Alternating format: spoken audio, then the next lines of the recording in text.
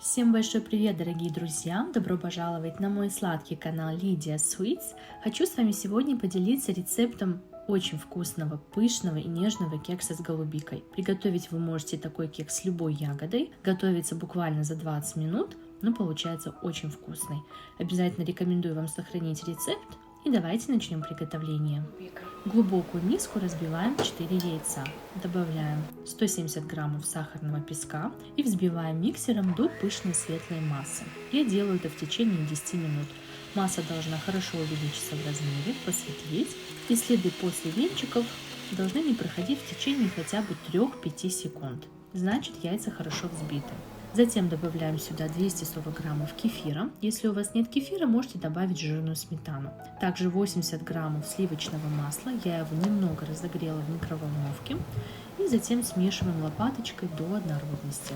После будем вводить сухие ингредиенты. Нам понадобится примерно 300-340 граммов пшеничной муки. Всегда добавляю ее поэтапно, не добавляю муку всю сразу, чтобы не забить тесто мукой. Всегда муки может понадобиться разное количество. И добавляем 16 граммов разрыхлителя. Обязательно просеиваю через сито, чтобы насытить муку кислородом и освободить от излишеств. Смешиваем лопаточкой снизу вверх до однородности. На все у меня ушло примерно 280 граммов муки, больше добавлять не буду, достаточно. И в конце добавляем любую ягоду, либо фрукты. В моем случае это голубика, 280 грамм. Вы можете добавить любые ягоды. Если она у вас будет кисленькая, то советую еще на 5 либо 10 граммов сахарного песка увеличить.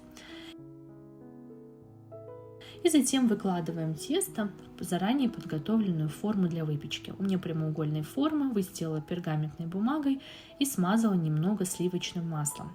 Либо вы можете сделать растительным. У меня хорошего качества, силиконизированное, но заранее я промасливаю на всякий случай, чтобы еще легче отходило от формы. Разравниваем тесто и отправляем выпекаться в заранее разогретую духовку при 180 градусах 10 минут. После убавляем до 170 и выпекаем до готовности еще минут 25-30. Смотрите по особенностям вашей духовки. Также вы можете украсить кекс по желанию миндальными лепестками, либо кокосовой стружкой. И выпекаем, отправляем в духовку. Спустя время кекс у меня уже готов. Готовность проверяем с помощью деревянной шпажки либо зубочистки. Она должна быть абсолютно сухой. Освобождаем от пергаментной бумаги.